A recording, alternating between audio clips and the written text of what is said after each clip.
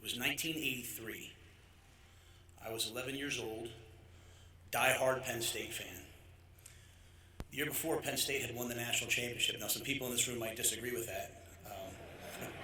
But for me, they had won the national championship. And my father, my dad's a teacher and minister, and we were living in New York City. Had a chance to go out and see the kickoff classic. I had a chance to talk to Coach Osborne. I relayed this story, and I was watching the Penn State Nittany Lions take on the Nebraska Cornhuskers, and on that day, Nebraska won 44-6. And I can still remember walking back to the subway with tears in my eyes, wondering why Nebraska had to do that to us. Fast forward to 1994 and walked on at Penn State and found a way to find some ways to get on the team and play. And we had an undefeated season in the Big Ten, beat Oregon 38-6. And Nebraska went out and played the University of Miami and beat them. And once again, there were tears in my eyes as we finished without a national championship, and Nebraska did. And then I think about last Saturday morning, and my wife, Trev talked about grinders. Just so everybody knows who my wife Julie is. My wife Julie woke up yesterday morning at 6 a.m., put 3 dogs, 3 kids in a Sprinter van, drove 12 hours back to Charlotte, got there at 11 o'clock, ironed the kids' clothes till 12:30, was up at 4, and she's here smiling. She's a grinder. She's the best. And the University of Nebraska, that once brought tears to my eyes when I was 11, once brought tears to my eyes when I was in college, it brought tears to my wife's eyes. Because she's been telling me throughout this whole process, since the very first day that I got a phone call about a job and a university and different people have been coming at us, she has said, this place, these people, this is the right fit for us.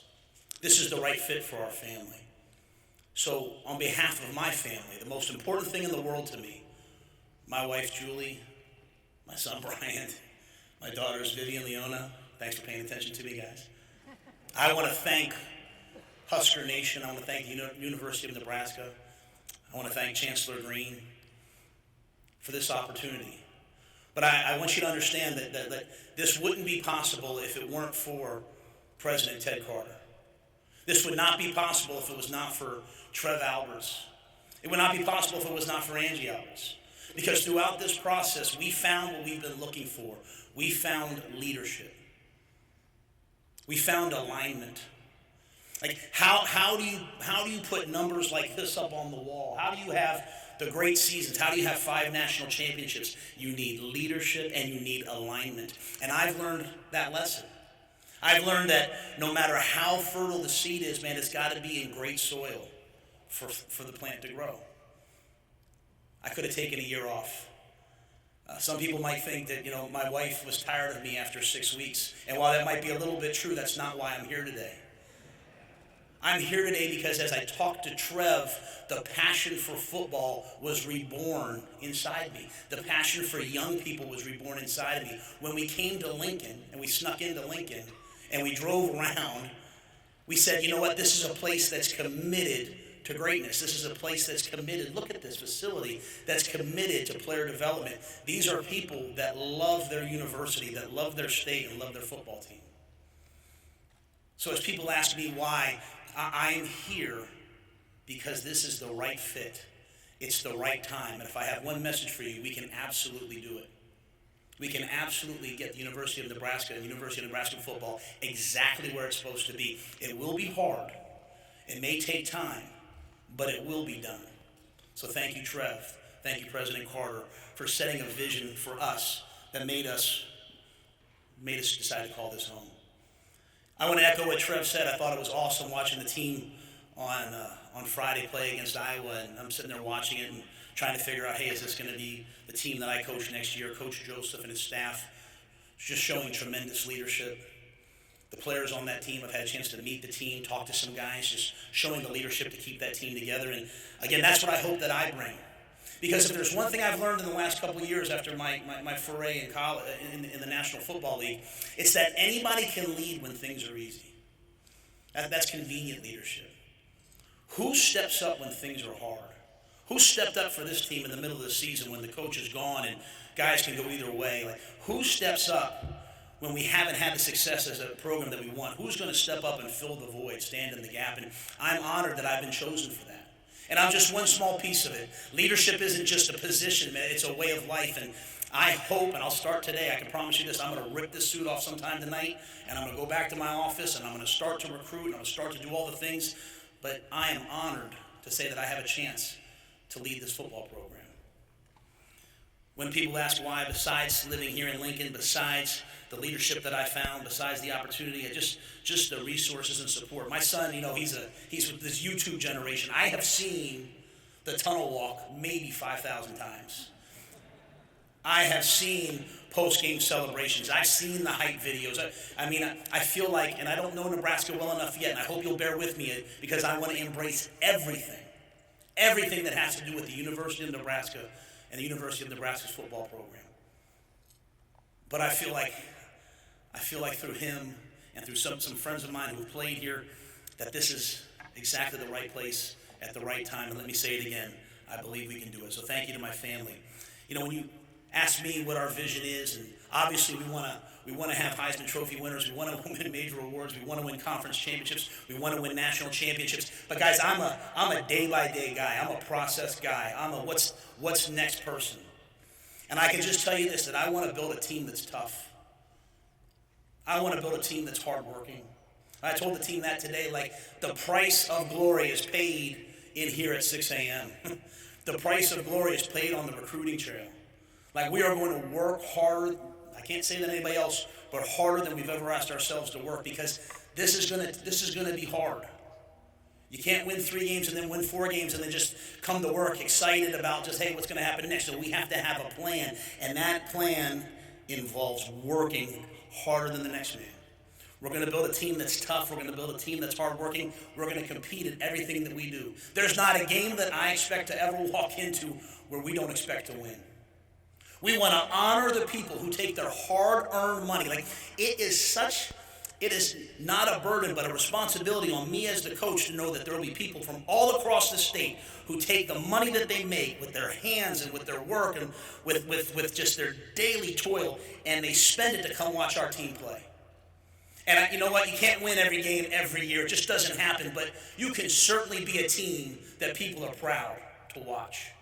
That's the type of team I want to be. From the spring game to a practice to a mat drill to a weightlifting session to a meeting, I expect our guys to be tough. I expect them to work hard, and I expect them to compete. And I expect that because I and my staff will do the same thing every day. That's sort of our vision for how we are. We're not going to be a new spread teams, and we're not going to be like that. We're going to be a little bit more of an old school type of a team. Okay, we're going to be a physical team. We'll be balanced, and I know you guys ask lots of questions. We'll always try to do what the players do well, but at the end of the day, I don't believe you can win if you can't win the line of scrimmage. We want to have fast players, explosive players. We want to have speed. We want to have great quarterback play. But at the end of the day, through the weight room and recruiting, we want to have a physical team that can control the line of scrimmage and control the game. I believe that's the type of team that can win in the elements. That's the type of team that can win on the road. That's the type of team that can have a lead and keep a lead. That's the type of team that Nebraskans want to see. And then finally, how? Because it all sounds good. Press conferences are fun. But how are we going to do it besides just the work? I think it's important for all of us to understand that football has changed. College football has changed even in the last 2 years since I left.